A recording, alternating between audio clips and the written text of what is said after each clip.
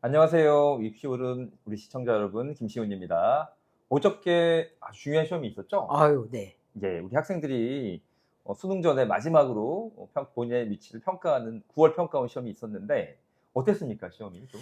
시험은 인제 작년 수능과 비슷한 수준이라고 대부분 이제 예측을 하고 계시고 지난번 6월 평가원보다는 쪼끔 쉽지 않았나라고 말씀을 하시는데 이제 실제 아이들 입장에서는 6월 평가원이라 크게 차이 나지는 않는다라고 네. 생각이 되는 것 같습니다.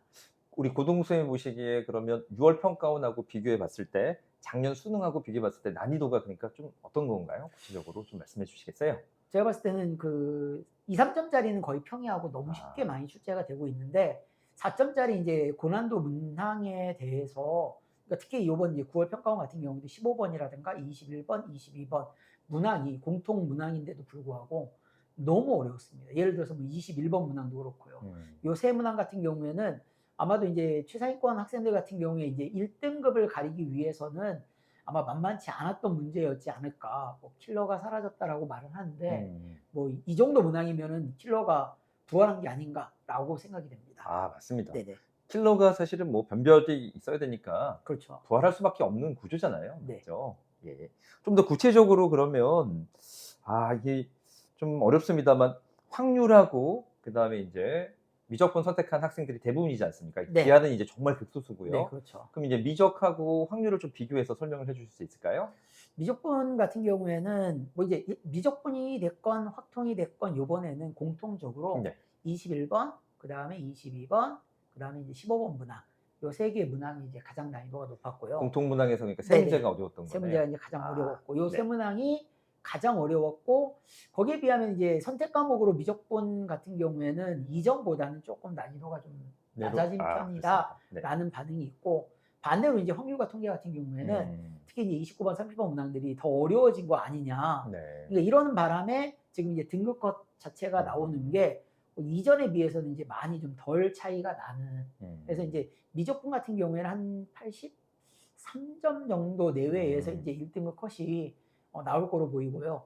이제 3 등급 같은 경우에는 이제 70점 밑으로 내려오지 않을까 아. 미적분은. 예. 네. 그다음에 이제 확률과 통계 같은 경우에는 80 한 6 점, 7점 요 사이에서 이제 1 등급 컷이 음. 생기고 이제 3 등급 컷 같은 경우에도 이제 70점 위에 한 72점 요 정도에서 나오지 않을까라고 지금 예상이 됩니다. 네. 예상이 되고 있고 이제 확률과 통계하는 아이들이 더 많다 보니까는 이쪽 아이들 같은 경우에서 인제 미적분에서 확률과 통계로 넘어오는 아이들도 있긴 하겠지만은 대부분 이제 어려운 문항은 네. 공통 문항에서 많았었는데 음. 이번에는 확률과 통계 같은 경우에는 이제 29 번, 30 번도 어렵다 보니까는 네. 그쵸. '전체적으로 좀 아이들이 어렵다.'라고 느끼지 않았을까라고 생각이 음. 됩니다.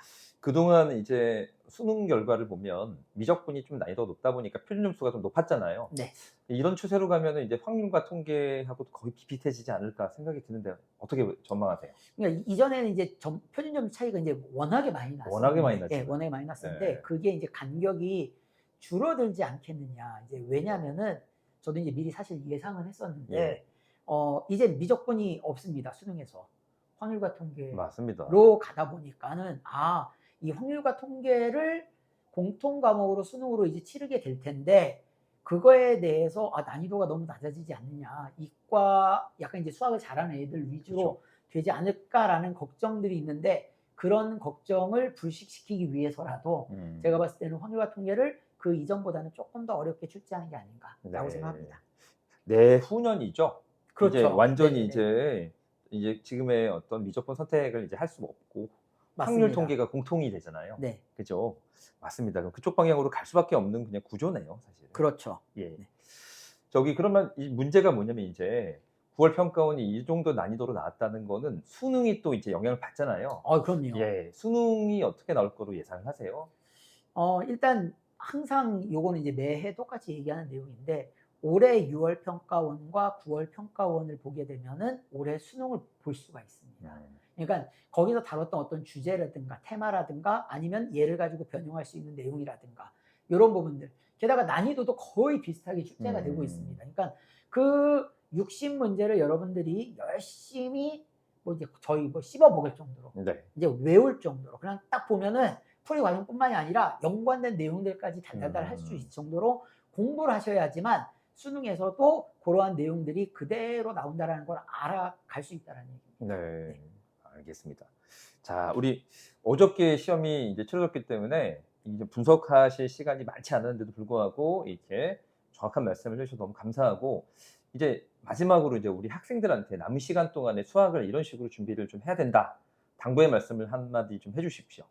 일단 첫 번째는 실전 연습을 많이 해야 됩니다. 네. 실전 연습을 많이 해야 되는데 자신감을 좀 키우기 위해서 본인이 이제 시간을 재고 그다음에 약점이 어디 있는지 꼬박꼬박 좀 챙기시면서 실전 연습을 하시는데 이때 이제 가장 중요한 거는 그 전에 우리가 했었던 수능과 평가원, 최근에 기출됐던 문항들 같은 경우에는 완벽하게 여러분들이 좀 이해할 수 있게끔, 추가될 수 있게끔 연습을 반드시 해주시고, 그러면서 이제 다양한 여러 가지들 이제 실전 모의고사를 통해 가지고서 좀 실전 연습을 좀 하시고, 그다음 본인이 약한 테마가 있습니다. 약한 테마에 대해서 집중적으로 조금 훈련할 수 있는 그런 마무리할 수 있는 시간을 가지셔야 된다라고 생각합니다. 아, 알겠습니다. 너무 감사합니다. 우리 저 고동 선생님 모시고 어저께 막 실시됐던 따끈따끈한 수학에 관련된 평가를 좀 들어봤습니다. 종종 또 출연하셔서 많은 말씀도 전해 주십시오. 네. 감사합니다.